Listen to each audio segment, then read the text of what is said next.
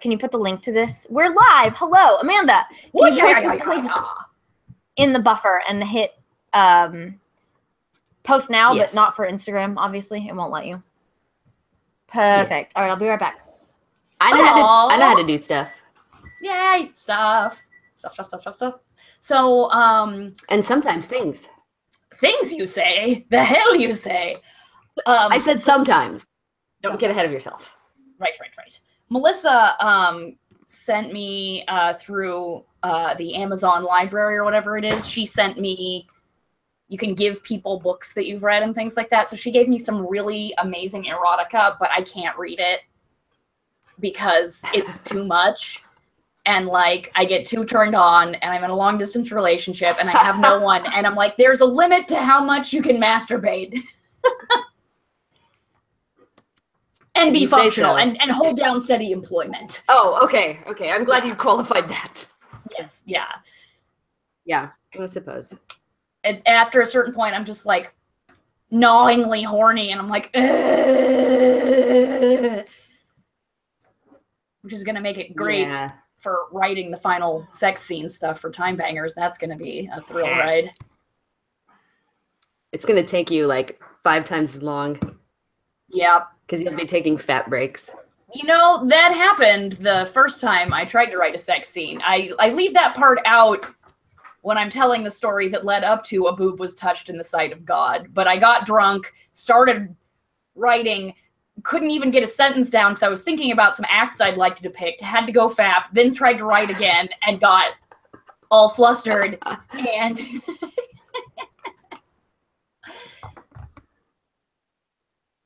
in a drunken masturbatory haze, that is how a boob was touched in the sight of God happened. So yeah.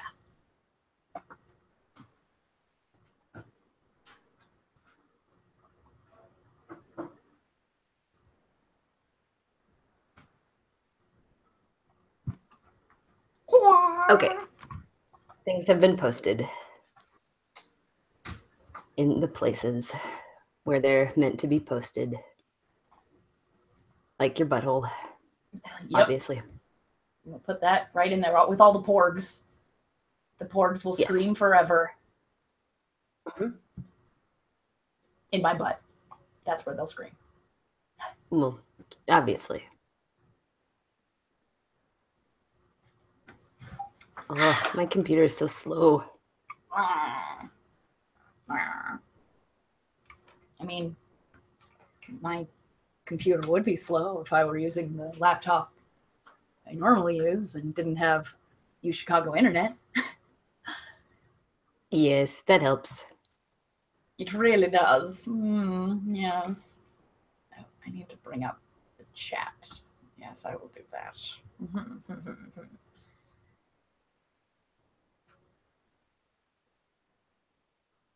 Oh, such chatting we will have. Mwah. Yes. Come on. Okay, there it is. Whoomp. Now, none of my pages are loading, so that's super fun. Okay. Hooray! Jesus. Like, it all just, anyway. Okay. Okay.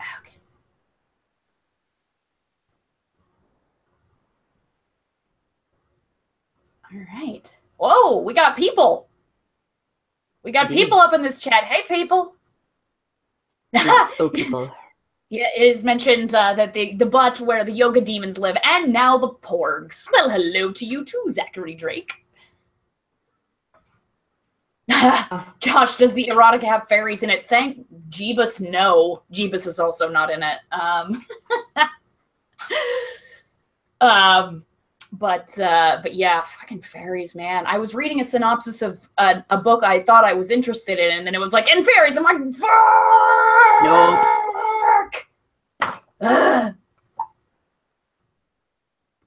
So yeah. Like, maybe seriously. if I close Illustrator and Photoshop, my computer will run faster. That is a distinct possibility. Yes, because those... Oh my god, I have so much stuff open. Are you... Maybe... You're pulling I'm a usually Melissa. really good about that. I know. Normally. Ugh. Okay. Now it's just my browser, GarageBand, and a text editor that shouldn't fucking matter. Oh yeah, I have Coding? I have Final Cut Yes. Pro open. I should probably close that. Jeez, you guys. Yeah. Illustrator, Photoshop, Oh, Excel, Photoshop. and Word all Yeah. open. God, y'all. Yeah. Well, I've been using them, and I think was like doing that last night and just did the like close, go to bed, Do that all the and time. didn't actually. Yeah. I used to be able to do that with Arthur, but not anymore. If I do that, he just goes to sleep and it takes forever to wake him up. This one's getting bad. It's just old and full of shit.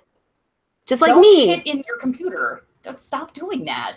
Why do you poop into your computer? How are Where else you are you going to supposed to judge poop? her poop habits?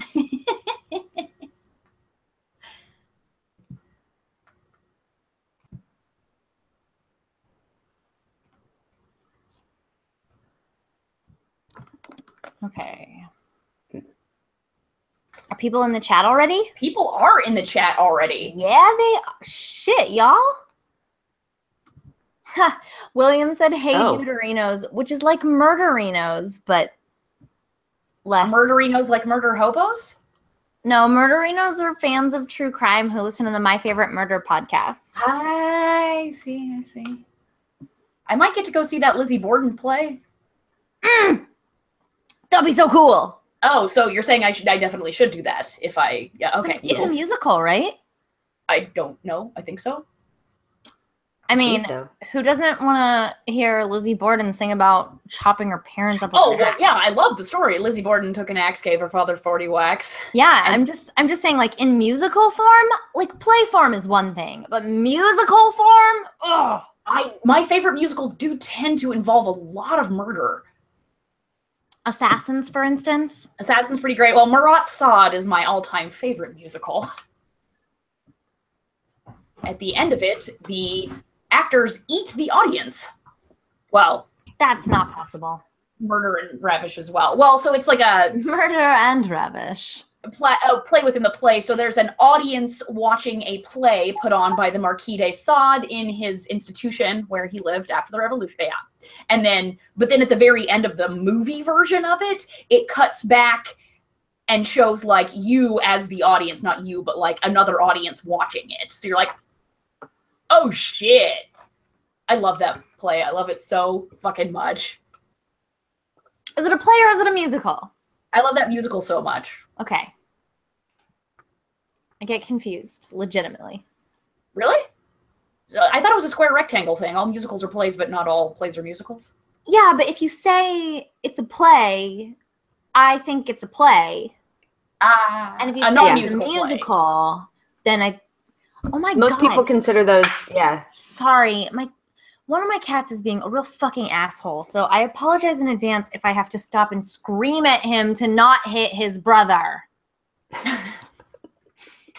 Guys, Well, this is what didn't have This is what happens kids in for a Blythe's reason. family, Blythe. Like, Yeah. you know, you Yes, and Sean got married, and your kids have to deal with each other now. and one of them is real angry about it.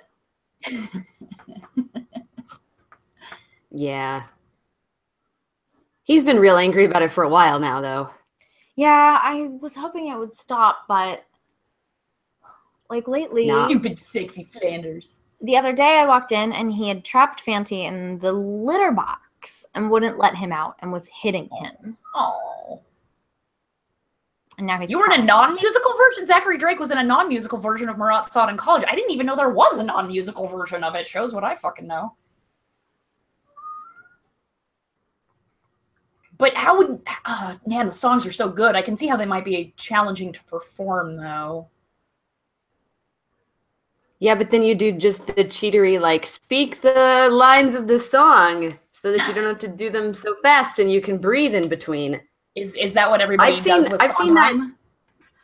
With Sondheim, specifically, yes. Like, I've seen that. It was, fuck, what was it?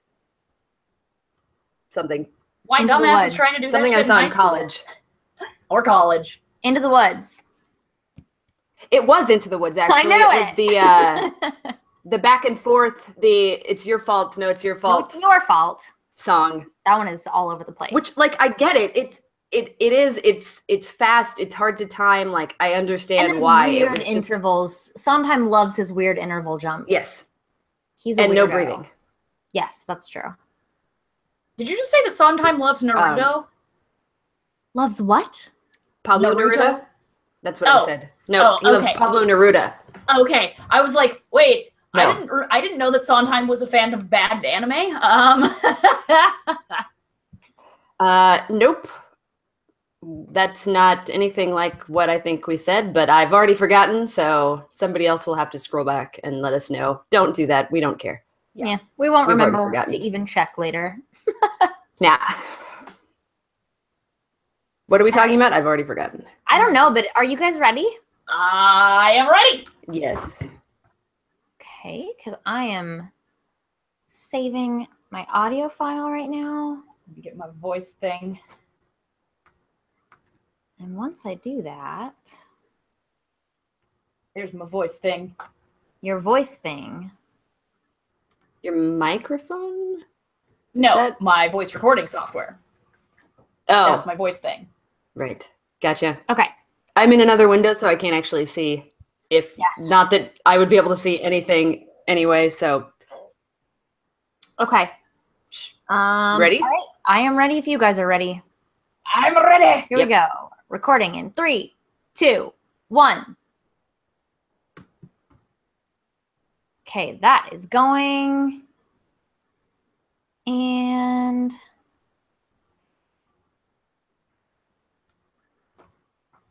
all right.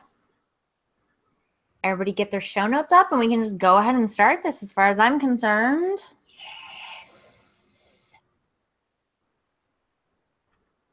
I guess, if we have to. We do I have guess that's to. why we're here. That is why we're here. Okay. Well, since we're here. Might as well. Okay, I'm ready. Is everyone else ready? Yep. Okay, here we go. Hello, and welcome to episode 66 of the Dork Pridecast. My name is Blythe.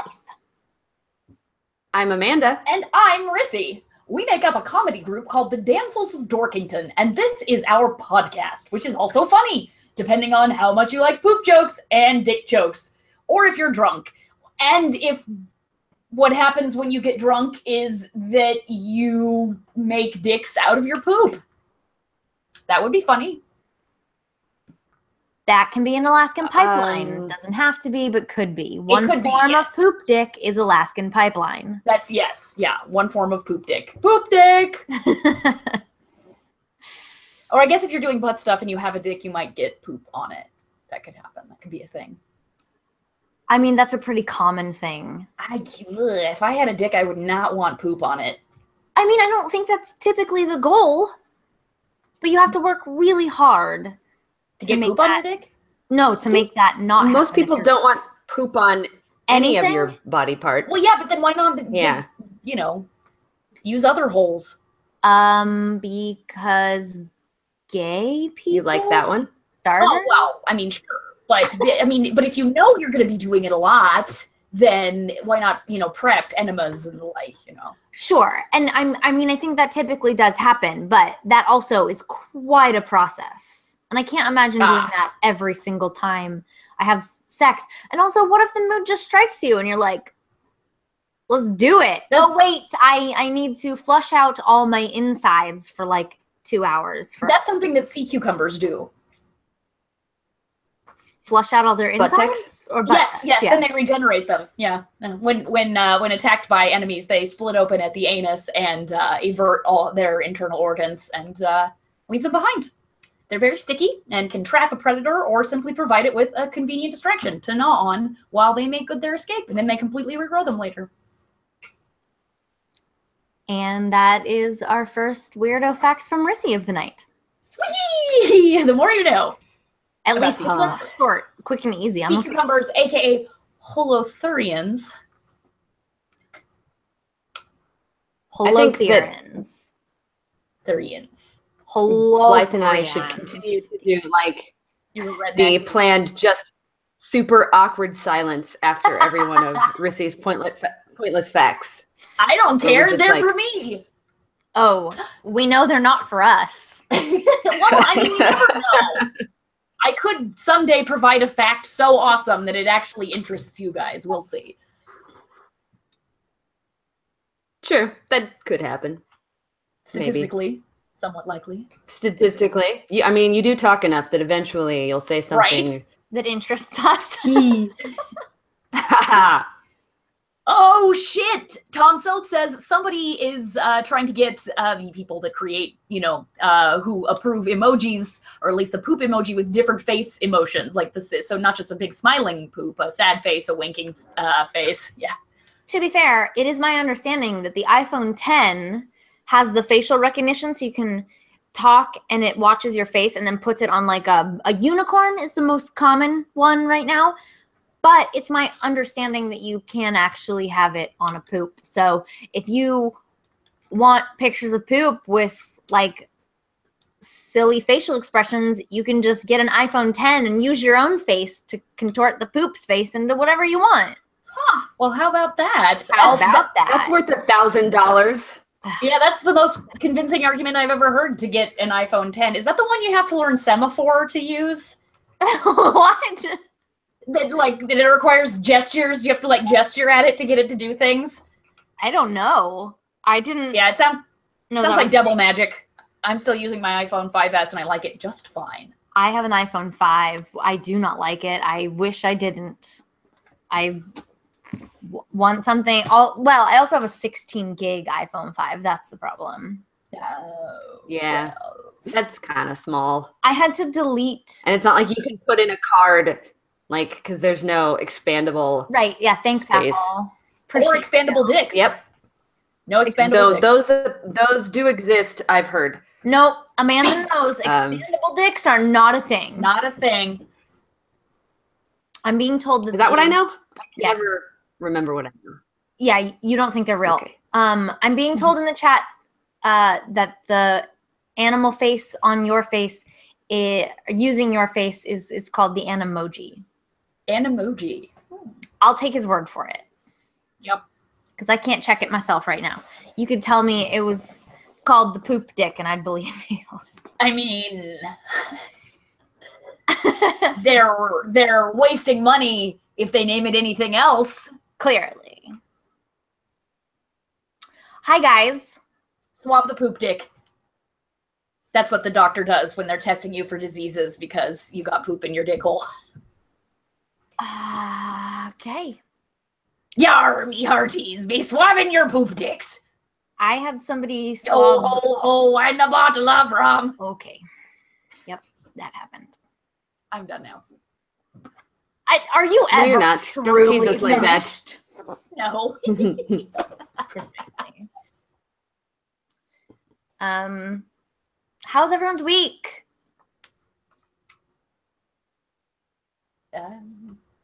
Okay, you guys can't not respond to me. That's not how podcasts work. I mean, it's the progression of time has happened. Podcast work. Yeah, exactly. Let me look at the show notes. What did? I've been thinking about some stuff. I don't know if we want to talk about it now. Always dangerous. Ooh, I'm afraid I've been thinking. We don't have the rights to that. Dangerous pastime. I know. Oh God, what? No. Yep. Thank you, Amanda. You're a good friend. You're welcome.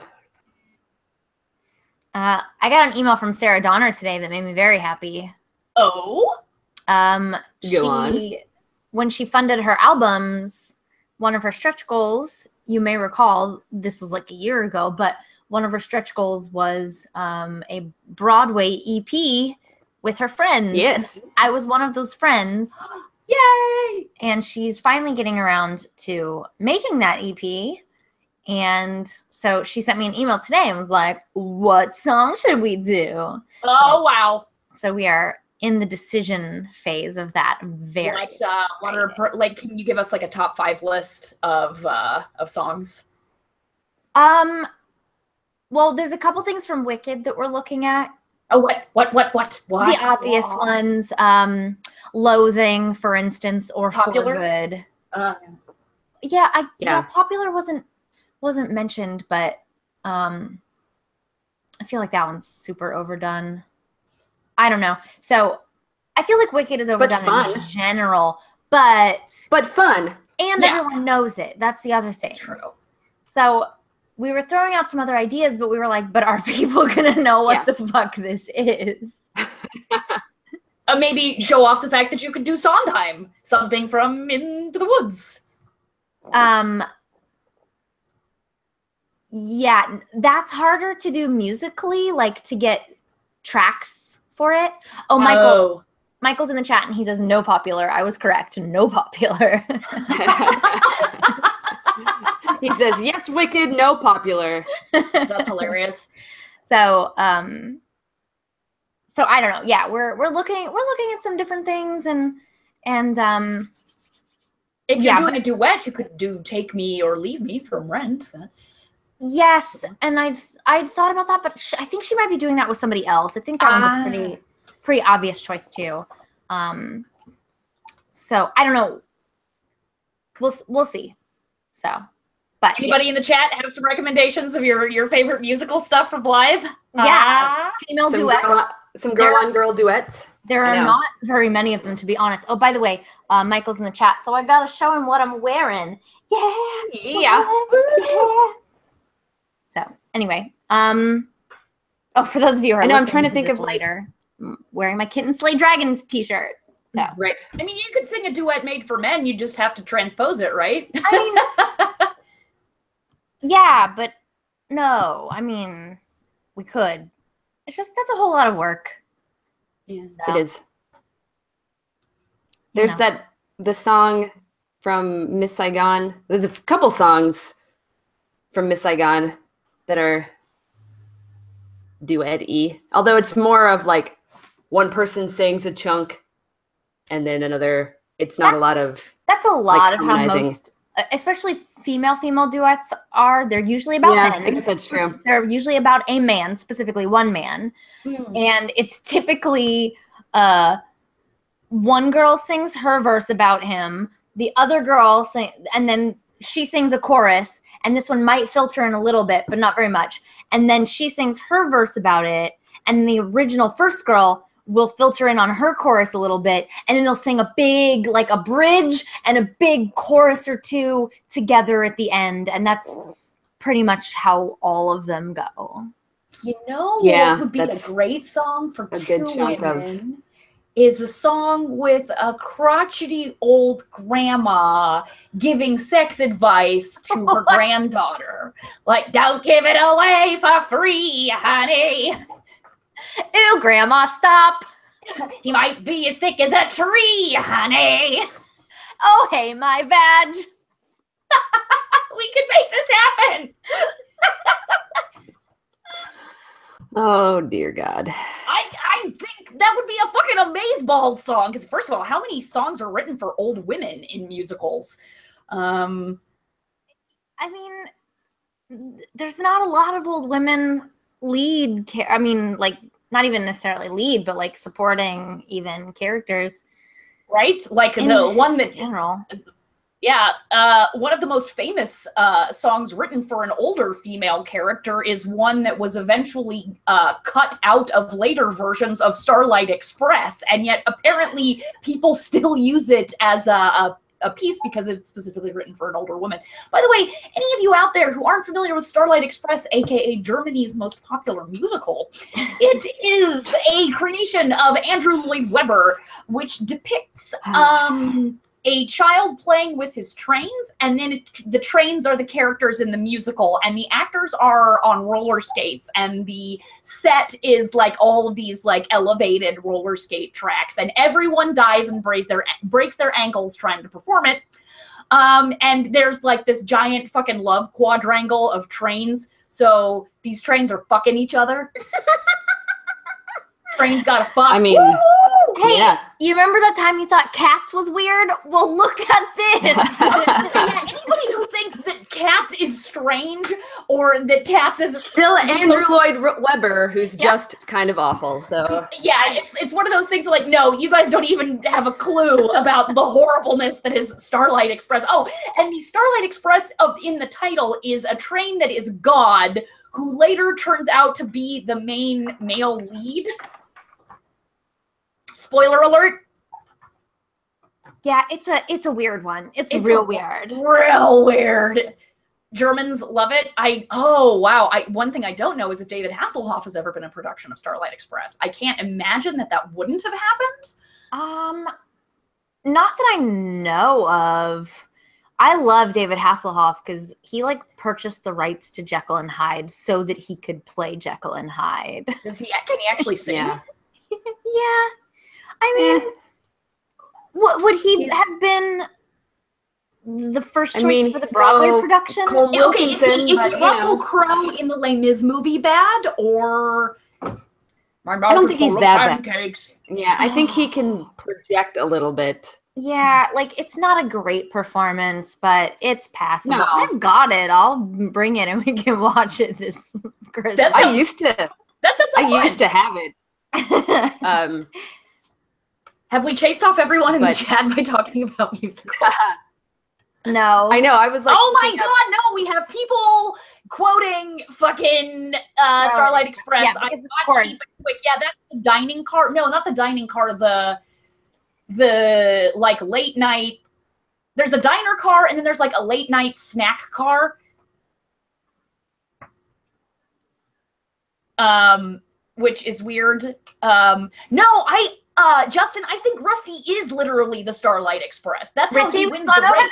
You can't respond to things in the chat if you don't say what they say first. Okay, all right. So Justin is challenging my expert analysis of Starlight Express by saying he doesn't think Rusty is literally the Starlight Express. He took it to be one of those metaphorical find God within you things. But how does Rusty win the race? Rusty is a slow-ass bitch. There is no reason why he should win the race at all compared to the other trains. I mean, yeah, they fuck up, but he rescues the hot girl train, Pearl, the sleeper car or whatever, observation car, that's what she is. He rescues Pearl from a really tight situation.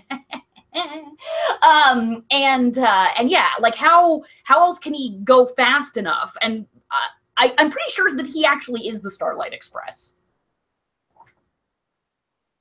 Oh man, this is as much Starlight Express conversation as I've ever had, probably in the entirety of my life. And one of my old dance teachers was in it. So does she have ankles left? You genderist bitch. Does he have any ankles left? I think he's actually dead. As a result of Starlight Express? No, yeah. I guess. Starlight Express killed me, I guess. Yeah, no, he did not die of Starlight Express, but cause of death, Starlight Express. Say no more, my good man. Say no more. It was the 80s. It was truly a different time. It's an acceptable death certificate reason.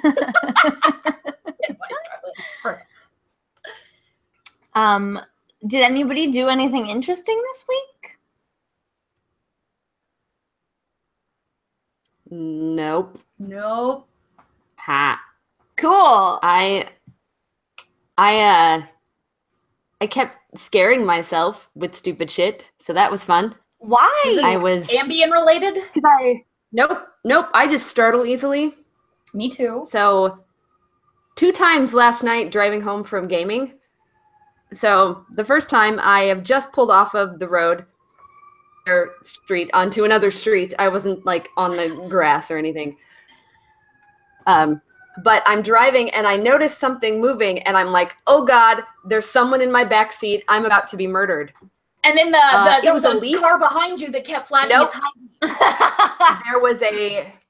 There was a leaf on the back window and it had been raining, so it was kind of stuck to my back window, but it was kind of moving around and I kept catching like the movement in my rearview mirror and thought I was gonna die for a second. But I didn't. It was just a leaf. And it didn't murder me. Well, So we're glad that you didn't get murdered and you stayed sexy. Very glad. yes. She could be sexy dead. Sure. We don't know.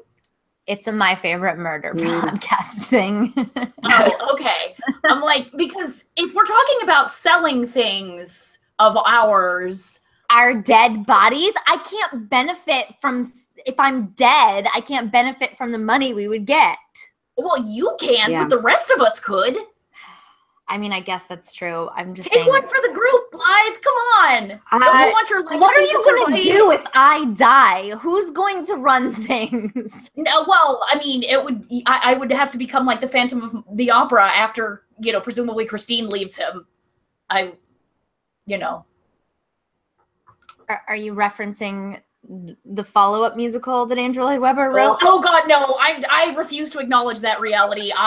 That's something that happened in like another dimension that briefly overlapped with ours, and which is why I don't remember it unless someone brings it up.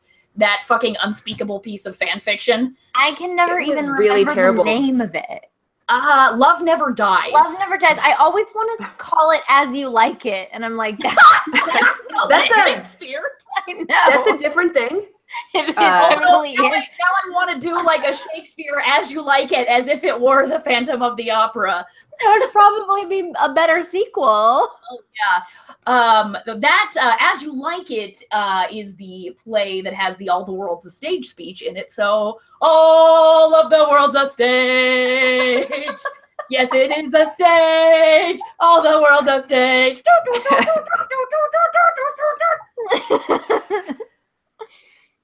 Oh man.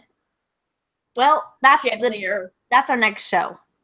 Yes, it is Shakespeare's As You Like It, as if it were written by Andrew Lloyd Webber, and he's also the Phantom of the Opera. Just As You Like It. We call it As You Like It to the tune of Phantom of the Opera.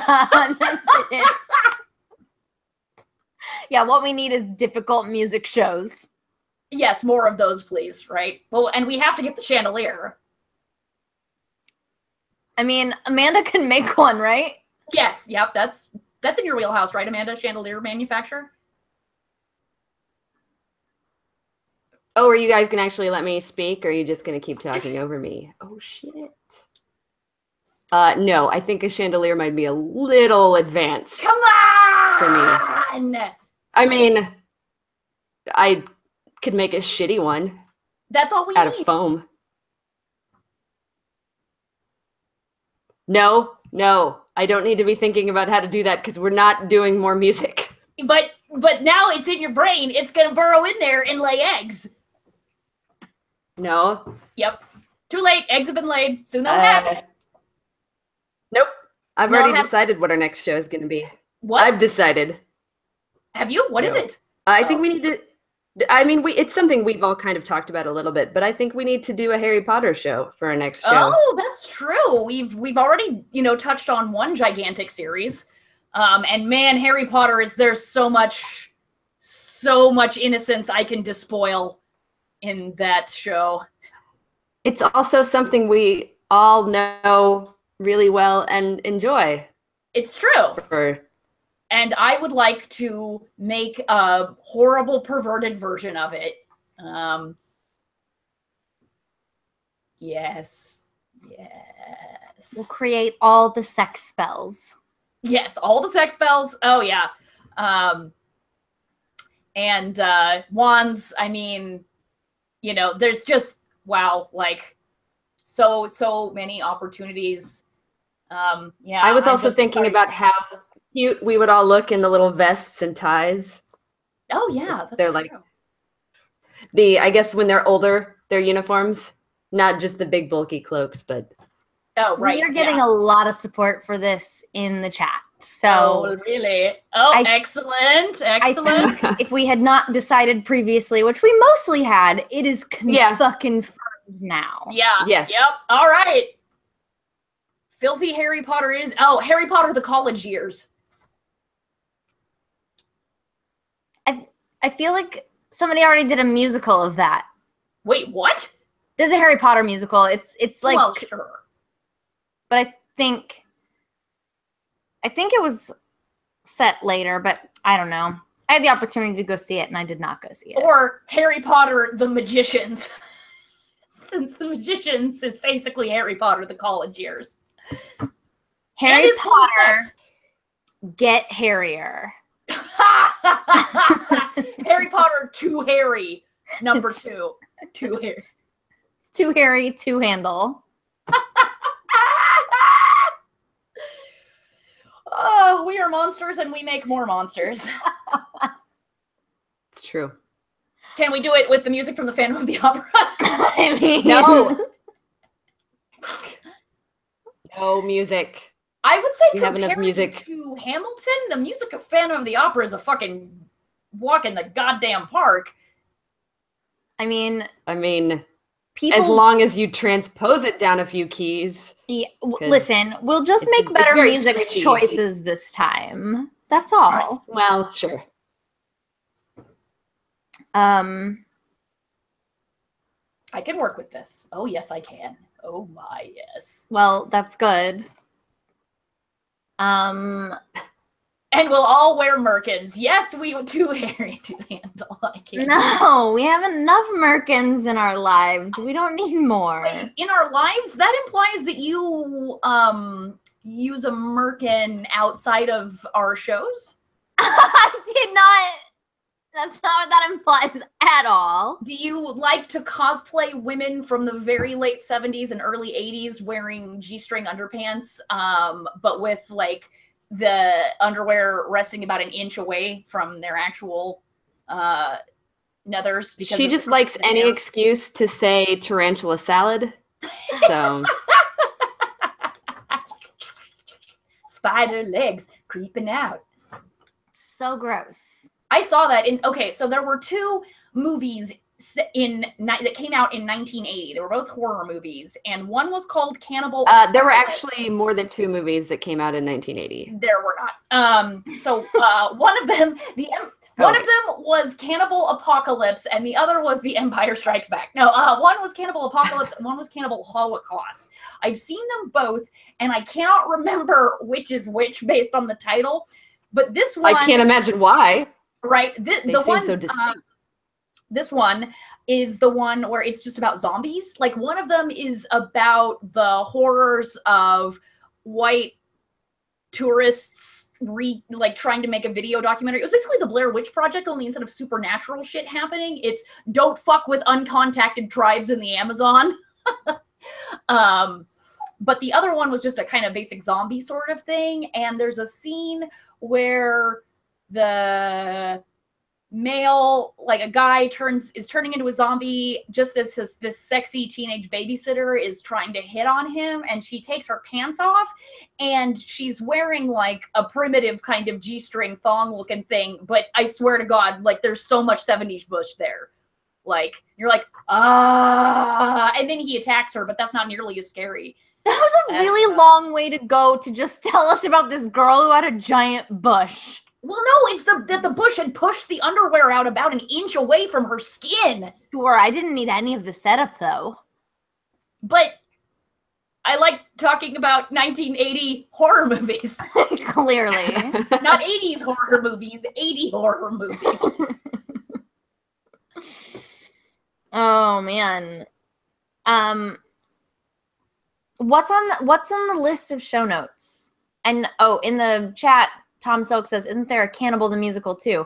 Yes. And yeah, oh yeah. Isn't it? Yeah. It's a South Park thing. South Park dudes? Yeah, it's about yes. I did not like it. I couldn't even sit through the whole thing. I couldn't either. I tried and just was It's about Alfred Packer, eater of the Donner Party. Uh-huh. And there's a joke in Fudge, Packer. Like, oh, such wit. They were young. They were young. Yeah. It's true. We made they shitty did jokes. Some pretty terrible. No, we never did. We did. We all did. Besides, you can't. You're right. anything you could write or say about Alfred Packer or the Donner Party, it will be eclipsed by the real life humor of two things. For one, the University of Colorado allowed its students to vote on a cafeteria name. That was a mistake. They voted it the Alfred Packer Memorial Cafeteria. It's true. And then when he was being sentenced for his crimes, the judge at Packer's trial told him, reportedly, there was only 6 Democrats in this entire county, and you done ate them all. Or something to that effect. So, yeah, it's like nothing could be funnier than either of those things in the real world that you could do about Alfred Packer. Like, I'm sorry. He ate a bunch of people. Hilarious. Cafeteria named after him thanks to students voting. This was the predecessor of Bodie McBoatface, and then his judge being like totally awesome. So yeah, why even try?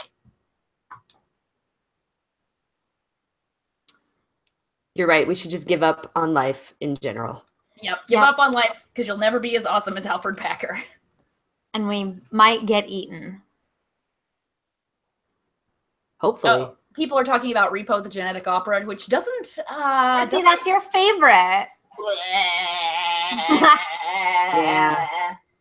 Which it's mostly just I did not like that either. Yeah, it have some record for number of songs in a single musical that are all crap. Sarah Brightman is in it. Yes, that's true. Well, who is Blind Meg? I don't know why they named her that. Really? No, okay, I was like, did you watch it? Yes. No, that I don't know if I could ever have liked that. It was one of those things like with Doctor Who where its fans ruined it for me beforehand. I liked that Giles was in it. I mean, it's good that he's working. I don't know how I would call Repo the Genetic Opera working. I doubt any of those people made very much money. No, I mean, I like not. the idea of it. The bones of something good were there, but... Yeah, it was a bit of a train wreck. Yeah, I have fairly high standards for my sci-fi horror musicals. It's very specific. Well, there's Little Shop of Horrors, and I think that's it, unless Starlight Express counts. It is technically speculative fiction, and it is horrifying. That's just garbage. It is. Different. Starlight Express horror would technically... Yes, that counts. That counts. Yeah. Okay. So there's 2. Also, probably Shock Therapy. I have not seen Shock Therapy. Me neither. I kept meaning to watch it and then being like, this is going to be awful. I'm not going to do this to myself. Oh, there's a lot of country music in Starlight Express. It's very weird. That is weird. Yeah. Like, what about like Carrie the musical? Does that count as sci-fi horror or is that just horror? I mean, it's speculative, but I think it falls under just horror. Yeah. Yeah. Like Sweeney Todd. Yeah. Well, there's no supernatural elements in Sweeney Todd. Carrie has supernatural elements in it, or at least psionic powers. I guess that's true. It's still strictly horror, I would say. Yeah. Or young adult.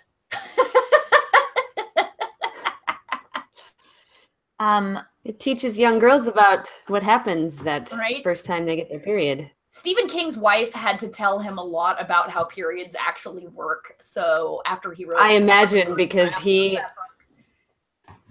yeah, because he has like 3 things he likes to put in his movies, and it's vomiting, masturbation, and menstruation. Right. Like those are his big 3 that are like in everything, and it's usually sure, but that's just a white person trying to write something sort of fantasy based in current times. There's always going to be a magical black person because that's the way that they try to claim that they're progressive and not old white people.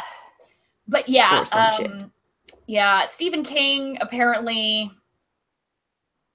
didn't know that schools would have tampons in them, like that you could get them at school. That's so cute. Yeah. Yeah. Oh, Stephen King.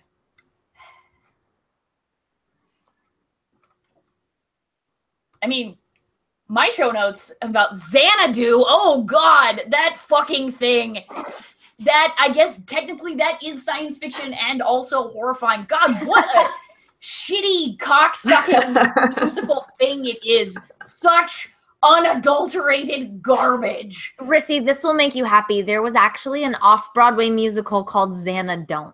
Yes, I know. Want Go to look fillet that up. anyone involved with that.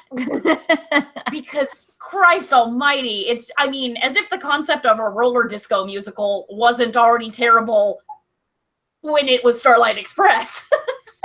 Right. Yeah, it's like, okay, so the main character is one of the Greek muses, and she comes to Earth and falls in love with an artist, and then she decides she wants to stay with him, so she gives up her immortality to become a cocktail waitress. At least that's what's implied by the end of the movie. You know, there's actually a really great How Did This Get Made about Xanadu. Oh, I've listened to the one about Super Mario Brothers movie. Oh, speaking of, actually, it's announced that there's going to be a new Super Mario Brothers movie. Oh, good. So there's some geek news for you guys. Is Bob Hoskins in it? Well, Bob Hoskins is dead. I don't care. That's not So what I no. asked. It's like hologram Bob Hoskins. It doesn't play Mario. I don't think that stops people anymore from No, putting it's true. people I in would the be movie. fine with them digging up his CGI corpse.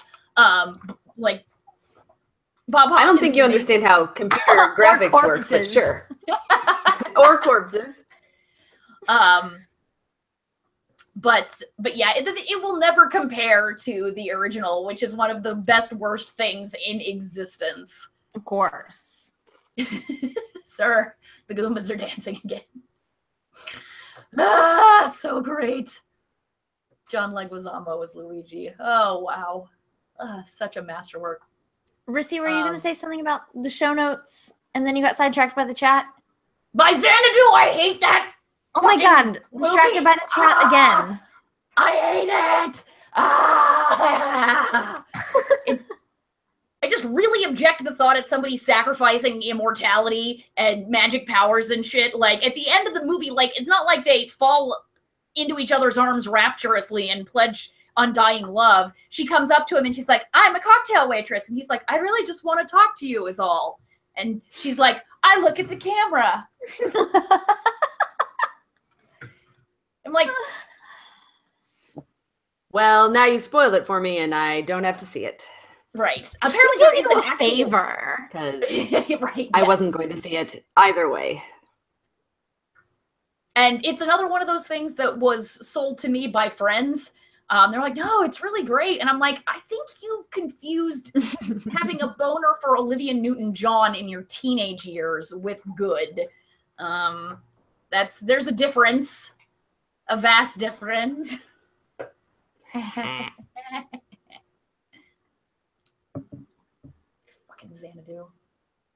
Goddamn garbage motherfucking fuck. I had headaches all weekend again, but you know what I did today?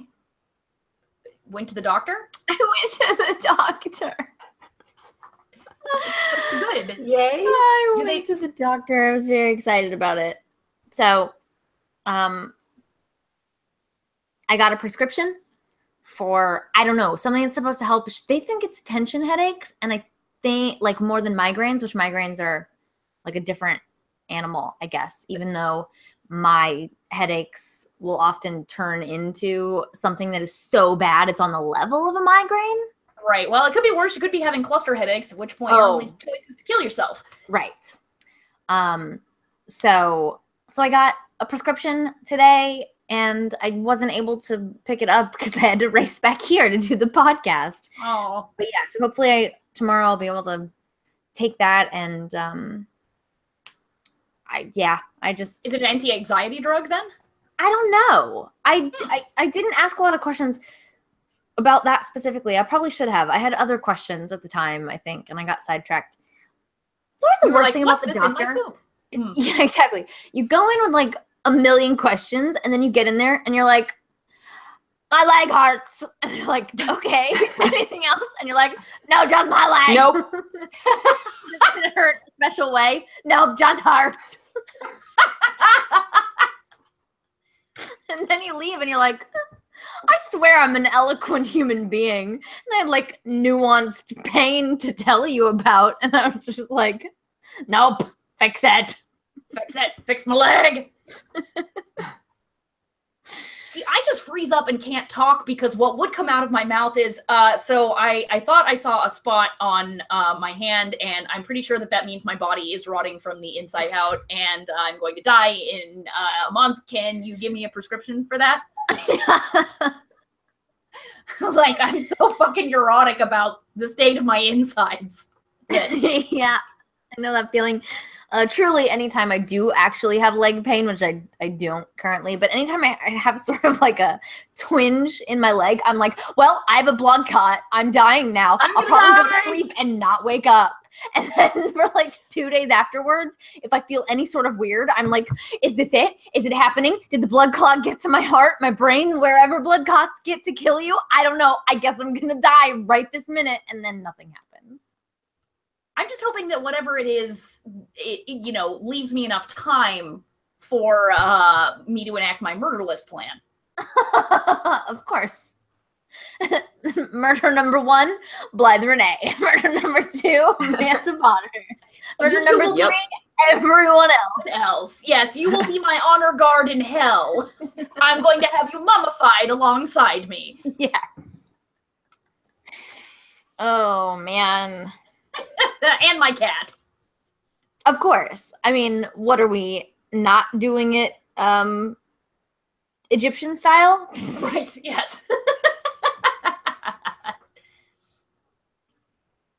Good. Well, I'm glad to know that I'm not the only one who is convinced that everything inside me is falling apart, and also terrified of asking for any actual help specifically because it will be classified as drug-seeking behavior.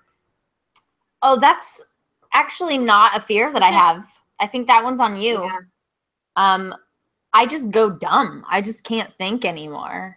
My leg hurts. Say it again, Blythe. You say it good. Leg hurts. Nope, just pain. Now say go away, Baton. Go away, Baton.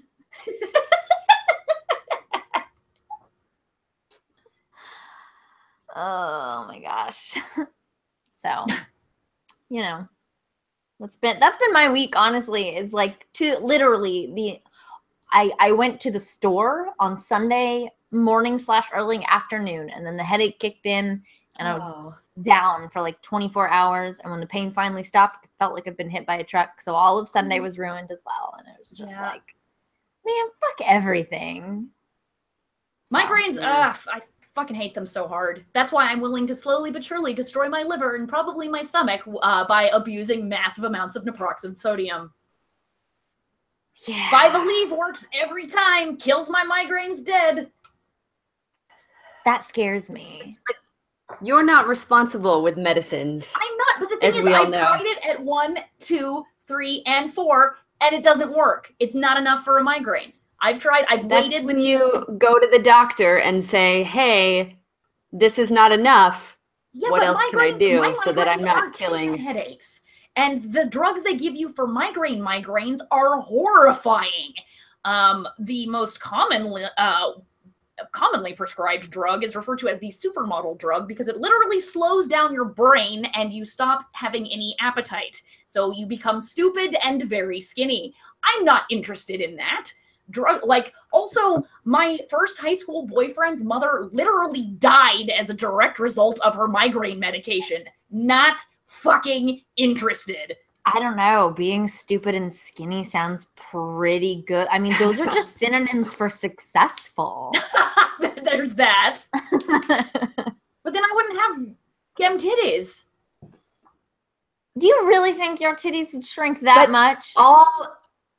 All the money you save on food, you can put into implants. Into dem titties. You can't say implants, yes. You have to say dem titties. Dem fake titties. Dem fake titties. Dem plastic titties, though. Oh, God. No, I do that thing where every time I have a pain in my side, it's like, oh God, it's my appendix. Wait, nope. My appendix is on the other side. Never mind. Probably just gas. Wait, what if you are like one of those people that has all their organs switched around? They're on different. Oh my I don't. God! Did you know They're Donny Osmond is one of those? What? Donny fucking Really? Osmond. I suspect that Donny Osmond is in Weird. fact some kind of powerful undead who wasn't born that way, but has rearranged his organs to make sure he can't be staked. I have to say, I also have a huge fear of my appendix. I thought you were about to say, I have to say, I also think that Donny Osmond is a powerful undead sort of. I do too. I am very certain. I can tell you this for certain with my doctorate degree. Doctorate degree. But no, I'm always fearing my appendix. And for a while, I knew which side it was on. And then I got confused, and I won't tell myself. I won't write that wrong. So anytime I have pain in one side, I just tell myself, Blythe, that's not even the appendix side. You're being dramatic. And I don't actually know if it's true. I just keep flipping it no matter what. Don't tell me. Don't tell me. And that's one of those things, like, if it's your appendix, you fucking know it's your appendix. You know. Actually, I know. Yeah, there's no like, ooh, that little twinge. Not to make you guys more terrified of yourselves, but so a friend of mine, Oren Gray, he's an amazing horror writer. I highly recommend you guys check out his work if you like that kind of thing. So he had been feeling like kind of run down and bad for 2 months. Some nausea and things like that, but nothing catastrophic. So he goes into the doctors and they don't know what the fuck to do with him till finally 2 months after he started feeling bad, he collapses, has to go to the ER. And what had happened is his appendix had died and started rotting inside of him. And so they had to take it out and patch him up and pump him full of antibiotics and that kind of thing. So I'm just saying you might not know. Rissy, why are you doing this to me? Well,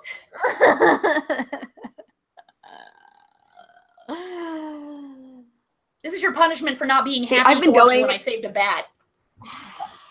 I was too jealous. I've been going to the same doctor for like 10 years, so I just go in and like, hey, this thing, will you look at it? And she's always like, there.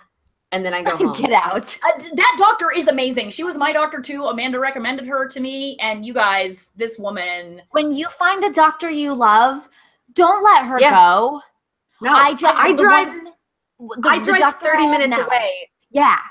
I would do the same for mine that I've found. I've only gone to her twice now, but she has been the most, like, she actually listens to you. She's concerned. She doesn't just go, oh, yeah, whatever. Yeah. No, your appendix is rotting inside you. Sure. Okay, whatever. Yeah.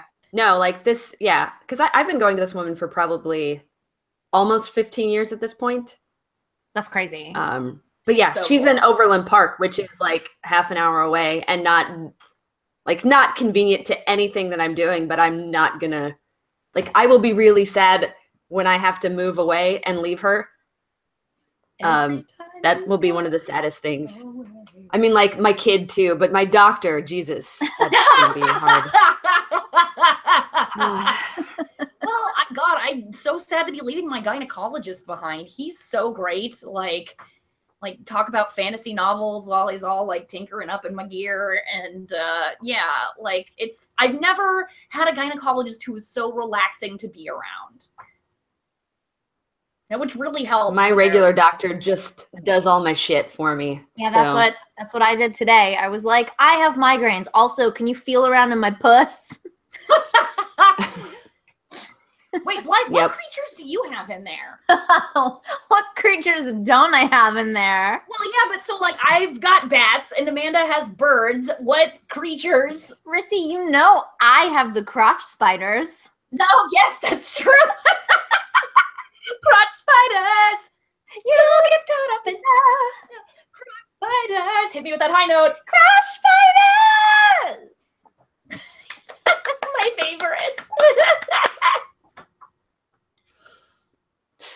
Horrifying. We did fulfill the promise of the picture that was posted on our Facebook that we would talk about what things were in our vaginas. So that's true. Although we did ask if someone would keep a list of all the things we put in our vaginas, because not only do we have things living up there, but we also put things up there, like the little nanites. We talked about that once. Right, they tickle your dick, like the special nanites that so a guy penetrates you and you have all these like special pleasure enhancing nanites that live in there. Was I around for this? I don't or remember maybe this that was a fantasy I had. Let's not talk about this ever again. I mean, probably a little of both. I mean, I don't think about nanites when I'm fapping. I don't do that. That's a weird thing weirdos would do. Yes, ergo. You probably thought about it while fapping. Yeah, okay. I didn't really think about nanites while fapping. Fine. Now you've got your pound of flesh. I mean, really, that's the thing you're going to be ashamed of? Of all the things, that's the one that you're... Well, my gosh. Michael in the chat says vaginites. Vaginites.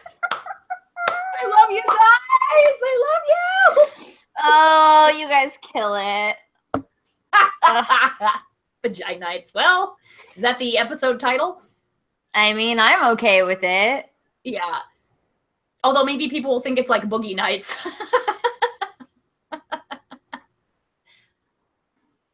It sounds horrible. Right. Either way, I'm fine.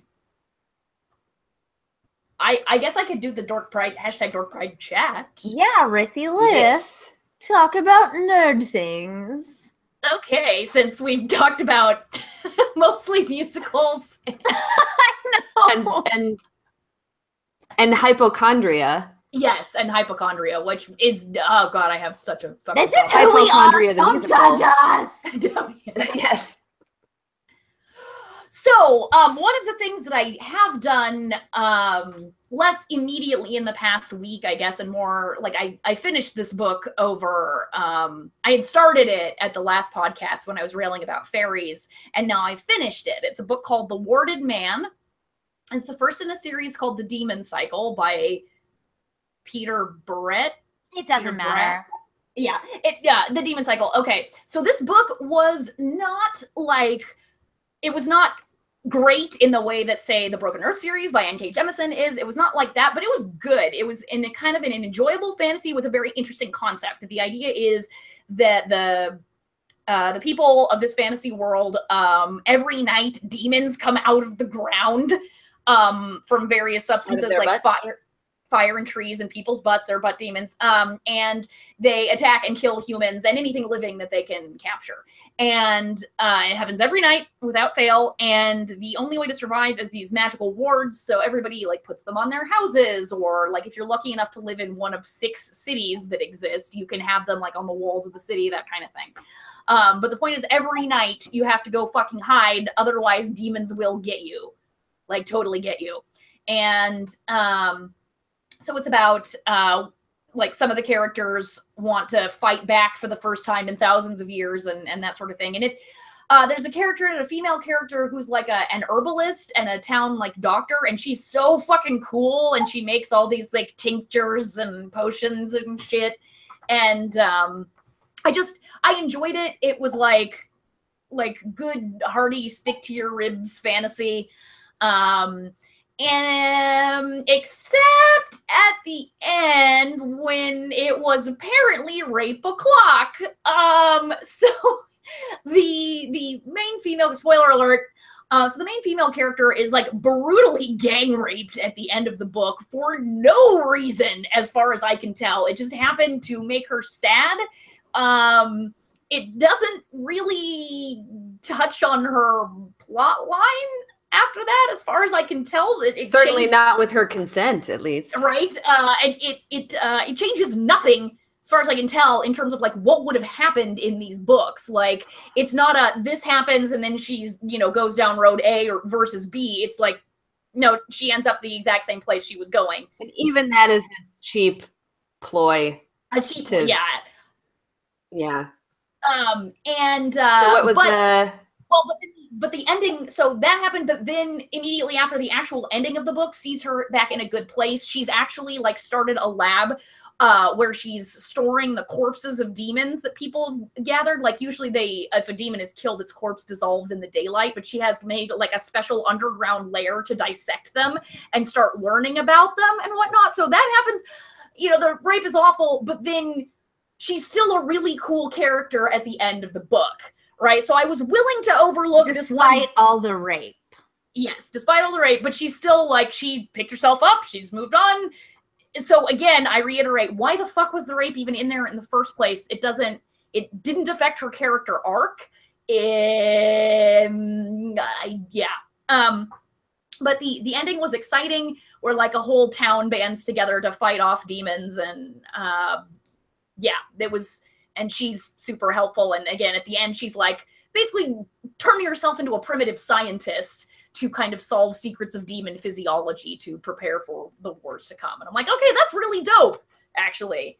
And so I was like, maybe I'll actually go ahead and read the second one. And then, so I looked up some reviews online, and apparently every hour is rape o'clock in the demon cycle in the second book. And I'm like, what?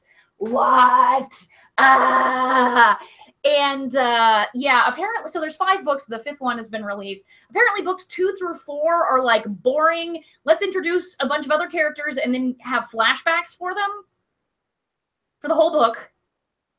And nothing happens. Everybody gets raped. The cool female character that I like, all she does in all those books is fall in love with various men and then get upset when shit doesn't work out. I thought you were going to say she fell in love with various demons. She falls in love with various demons and is like, why did they eat my arm off? It's very Buffy. Yeah. So yeah, that's it. Like, it's just, that's her plot arc, is her love life. I went after I read that about the second book, I'm like, well, I guess I'm not reading any of the rest of these goddamn cocksucking books. And so I was just so disappointed, because I really liked, you know, the setup, and I enjoyed the world that was built. I really liked that character. And apparently she just turns into a total fucking romance novel idiot in all of the rest of the books. So fuck you, Peter Brett, if that's your name. And fuck your demon cycle. Apparently quite a lot of other people feel that way about the books as well, that the first one was fucking awesome and then it just immediately drops down a hole. Was there a Dork Pride chat in here? Yeah, I know. Like, I'm waiting for a question, and this is very drawn out. So what's the... Okay, so the question is the prompt? What series, and this could be books, TV, a series of movies, since we live in the era of big franchises, started really strong and lost you because it sucked balls after a certain point? And you can even describe, if you want, the moment where it turned for you, where you were just like, fuck all of this. So I've given my example, because I go first. I remembered. It's because it's in the show notes now. Yes, yeah, in all caps. In all caps. Rissy, you always... Blythe, say it in your voice for leg hurts. Oh God, I've already lost the voice. It's been too long. Leg hurts. Leg hurts. Rissy, you always go first. Thank you. Thank you. Amanda, do you have one off the top of your head? I mean, kind of along the same vein as the one Rissy was describing, I would say would be like the Anita Blake, the Laurel K. Hamilton books. They, like, the first few before it got super just porny, just bad, lazily written porny. Like, it was decent. And I kept... Like, I read more books than I wanted to, because I kept expecting it, like, oh, it'll go back to, like, she's this supernatural investigator type, and all the demons. And the first few books, it's all about, like, the cases that she works. And then the author apparently realized, like, oh, I can just write erotica. And so she switched to that. And it was like, but you had... kind of a good setup. I mean, they weren't great, but they got really, really bad. Which was, yeah. I mean, there's plenty of that sort of stuff out there. Underage wear leopards. Wait, what? Like, ew! She gets... Yeah, there's one where it's like a 16-year-old boy that she fucks or some shit like that. It was like even her fans, like her diehard fans, were like, yeah, that's maybe a bit too much. Like, how about stop that? So gross. Ew. Yeah, it was really gross. Yeah. So keep in mind, this doesn't have to come up with something, Blythe. It can be a TV series or series of movies. Yeah, I actually this one is hard for me because I typically have like, I don't know, I wouldn't say low standards, but like a lower threshold for just a higher threshold for disappointment, I guess. Like a lot of people found the last couple of Game of Thrones books really boring. That's and I was stupid. Yeah, but that was like a very popular opinion, and I was like, I actually really liked them, but okay. And I find that a lot with a lot of things where I'm like, oh, I mean, I didn't think it was the greatest thing, but I thought it was okay. So this one's really hard for me. The one thing that springs to mind is the first Stephen King book that I ever read. And I may have talked about this in the past, actually, on the podcast, so apologies. But there's a book somewhere back there called Cell, as in cell phone. Oh.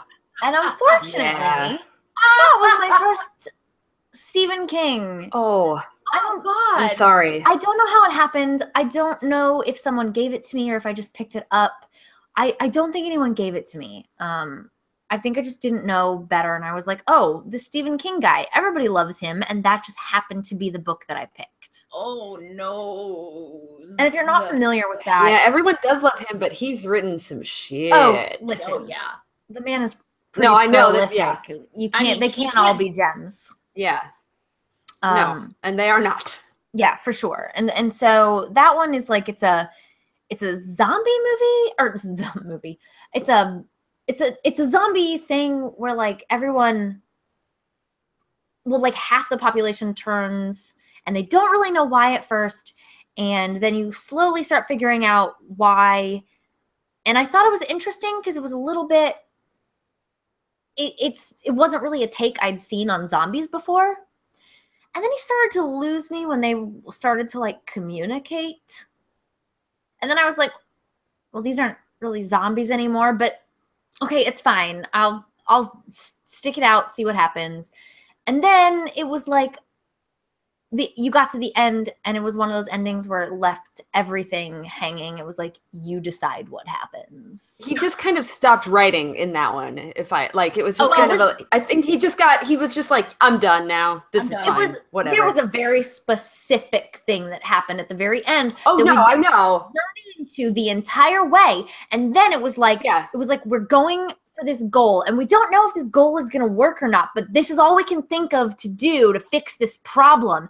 And then they do it and he doesn't tell you whether or not it works. That's just the end of the book. And I fucking wanted to rage quit life. I was so angry. I don't know.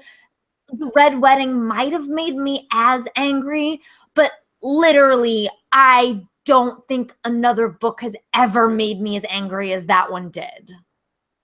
So. Well, and isn't Cell the one, like, so in it, don't they, like, do something like the main character leads them to crash a plane or drive a truck into a bunch of the zombies at some point and blow them all up at once? And that plot device is reused later in the book? There's some method that they come up with for destroying shit tons of zombies that is repeated. I mean, if it works, why wouldn't you repeat it? Well, except that, yeah, sure, in real life, but in a novel. Sure. Yeah, I don't recall that specifically. Yeah. I don't remember, but like, it's been a long time since I read that, and I certainly have not read it a second time because, no. So, fucking Stephen King. that's the first thing that jumps out at me. So, there you go. Fucking let's turn to the chat. we've got some great stuff. The Detective Comics universe, extended universe. Jason says 80% of anime. Yep, that's Tom Silk says the Xanth series. After the first 10 or so. I watched Sword Art Online, and that one was like so great in the beginning, and then totally jumped the shark, and it was like, what did you do? That's definitely a good example of that. Let's see. Jason also says Supernatural. Supernatural. Yeah, that one I watched a good long time and finally was just like, I'm done. Like it's.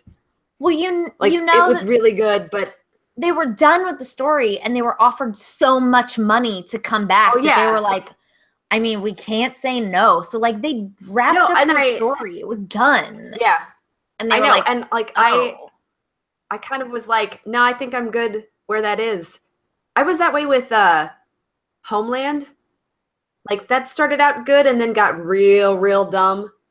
So it's been a few years, so I don't know the end of one of the seasons where like stuff kind of wrapped up and then they added a little bit of a like, oh, now here's a twist. And I'm like, I choose to believe that twist didn't happen and it all just ended here and I'm good with like that being the end of the story. I reject your reality and substitute my own. Exactly. Lord knows I gave up on the Harry Potter movies after the third one. I was like, I don't care. The books are so much better. I don't even fuck it. I didn't see all the movies. I read all the books. Yeah, I didn't see the last.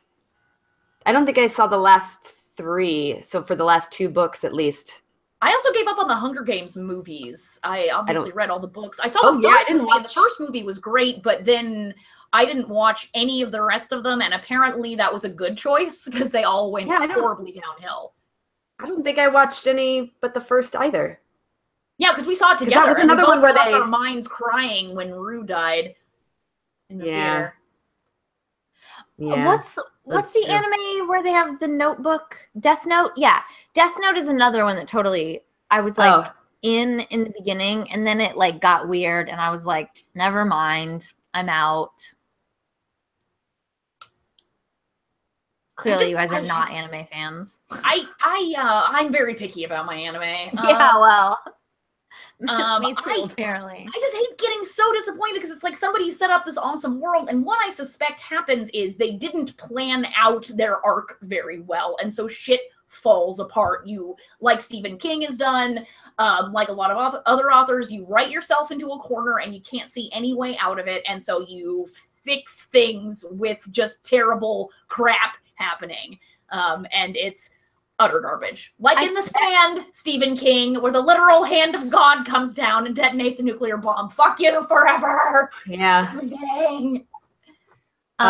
It's that, or it's the like, here's this story and I have this perfect like storyline set up and oh shit, I'm almost at the end, but it's making me lots of money. How can I extend 2 or 3 this? filler books. Well, and I also think that that comes from like weird deadlines. So you pitch this story and someone picks it up and they're like, sure, let's do this. But like you said, you don't have it mapped out, but then you're on this crazy deadline. And if you don't stick to those deadlines, your ass is fired unless you're George R.R. Martin or Patrick Rothfuss. That's it. And Patrick Rothfuss is never going to finish that series. Yeah, no, we all know it. So, but unless you're one of those guys, like, and that's it's fine. like you finish this when they say you're going to finish it. And so you're just starting, like, you're just throwing shit and you're like, this is how it ends. And I agree, Rissy. I think people pitch stories without having them totally fleshed out and then don't know what to do and they're on deadlines and that makes it worse. I mean, and George R.R. Martin has fucked up a lot, but at least he knows what his end game is because he had to tell the HBO people. Most people don't even know that. Stephen King in particular has said he doesn't go into a story knowing how it's going to end. He starts with his initial gimmick. I never start writing a story unless I know exactly how it is going to end. Call me a rigid hidebound architect. That is the name for that type of writer, and others are either gardeners or pantsers, as in fly by the seat of yore. But I've just seen so many books or series with a great setup that just completely fucking fall apart because clearly they didn't plot it out ahead of time. I thought they were called pantsers because they would like run up to the story and pants them and just see what works out. I like either of those explanations.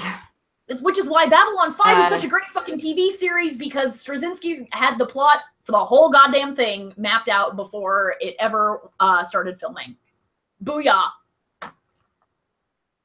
Why it did not suffer John Latch brought up the last season or 2 of Buffy, and that's the thing, like, it was meant to end at season 5, and then it got, like, they had it all wrapped up, and then it was like, oh, we're gonna move you to a new station and do more stuff, and so they had to, I mean, that's the whole, like, how do we bring our character back to life again? Right. I personally, I really liked season 6, although I think that's colored by the, I'm okay. It's like, it's certainly not the strongest. Season 6 is good though. But I liked it, but I think that's also colored by Once More with Feeling, like, because that's from season 6, and I love that episode so much. The looks on everybody's faces when she's like, I think I was in heaven. And they're all like, mm-hmm. Oh. Yep. That's one of those episodes I would watch just over and over. And then, because they were on Netflix, and it used to be like the full version, and then there was a shortened, like, edited for when in reruns they want to add more commercials, so they cut some stuff out. And so I'd watched it so many times where it's like, hey, this one-liner that means nothing and is not important, but it's gone now, and that annoys me. So when that happens, I always assume that I hallucinated the other part of it. Stop gaslighting me, syndication companies. I would, except that I'd seen it so many goddamn times. Like, I had that, like, downloaded on my computer, you know, however fucking long, 10, 12 years ago or whatever, before you could stream anything, really, and would just watch it because so fucking good. I liked it.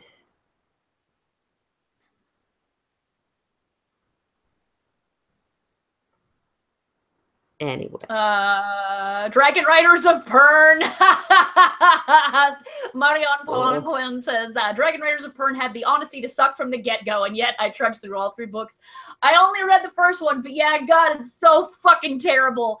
I heard it, you know, it was recommended to me as this classic of science fiction, and I'm like, what second-wave feminist garbage is this?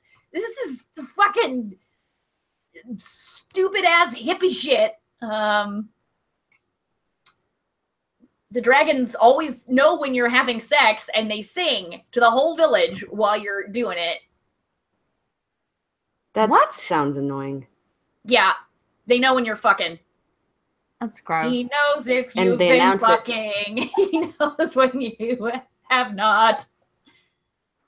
I don't care if people know if I'm fucking, and I don't care, like, whether or not I'm aware somebody else is, but I don't want to hear, like, a musical number each goddamn time it happens, because that would get old really fast. Hey, Amanda is fucking. Amanda is fucking. What if your orgasm noise song? Just...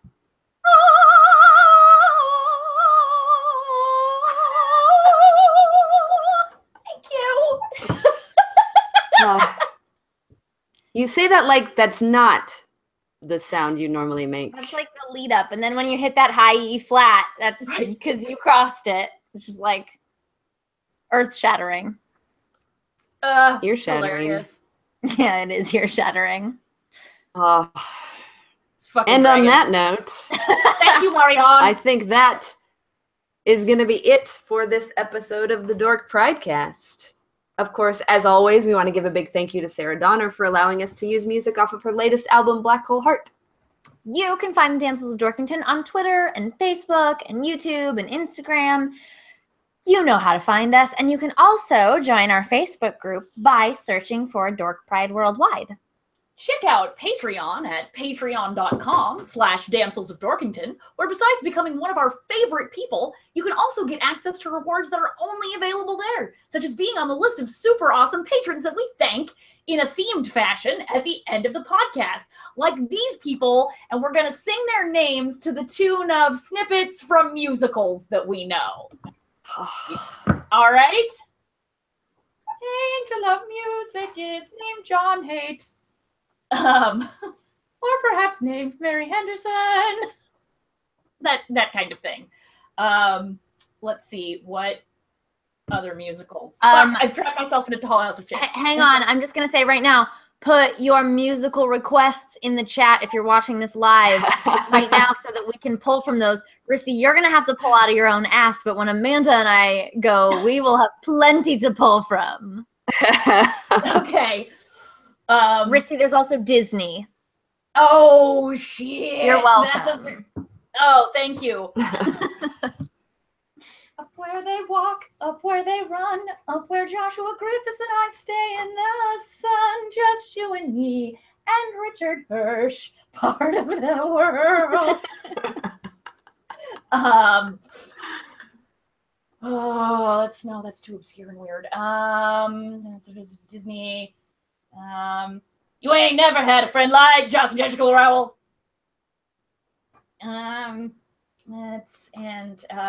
Into the Woods to Sean Palmer's house. We're gonna go and thank him for money. The way is clear. The light is good.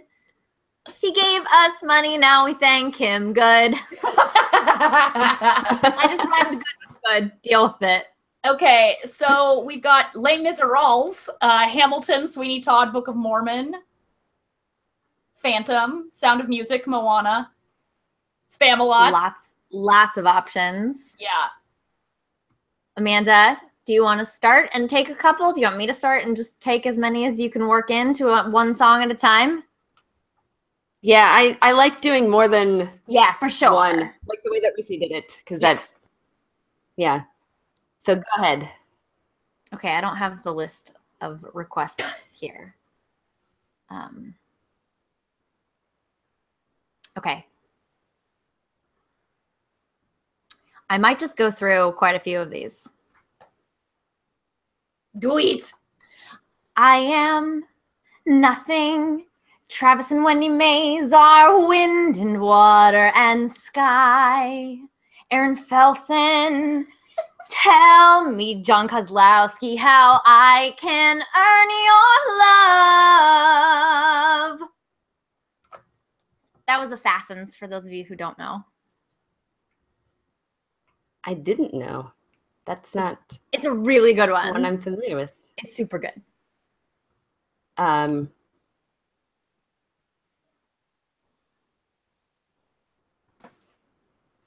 It won't be easy, Marion Polican. You'll think it's strange. And tries to tell us how we feel. That seems strange in this context, but I'm gonna go with it. Your turn. That was Evita. another. That was Evita. Yes, that was another. What's his name? One of his better. Who did you Anyway. stop on? Yes. Mario. I did. No, I did. And Greg. Oh, and Greg. Okay. So Greg Milliken is the. Okay. Doe, a deer, a Yeah. female deer. John Latch, a guy who gives us money. Me, a person who takes your money. Justin Mansfield, another man who gives us money in a field. Gordon Nelson, he gives us money. Carlos Macera is from Chile and also gives us money. Jason Sanchez is in the chat and gives us money. And that will bring us to William Priest, who also gives us money. We're gonna take any of these requests. That was awesome. That was what? That was a request? That was one of them in there. Yeah, Okay. somebody said, first of all, mine was Somebody Sondheim, said- and they said anything Sondheim. I gave them that. And someone said Sound of Music, and that was Sound of Music. All right, cool. So thank you, Miss Sassy Pants. I'm giving the people what they want. It's Amanda, just me who. Amanda, I ended on William Priest, so I got him covered. There's 3 left. I can take one. I have an idea. I mean, I Okay, was gonna say I doubt Amanda will fight you for it. go ahead. So Actually, hang on. oh, Good. so Adam means God, and No. Ro means fuck you. So Adam Ro means fuck you, God. We've had no rain for several days. Adam Ro. 80% have us have AIDS. Adam Ro. All right. I will Adam Ro. That's you got that because you're new, Adam Ro. Let's see. Looking in the okay. Once upon a dream, Carl Murray gave us money, and so did Joseph Harris. And that's all the names for today. Yay! There you go. So thanks for joining us, everyone. This has been episode 66 of the Dork Pridecast. We will see you all next week. I believe that now is the time to say deuces. Jetpack.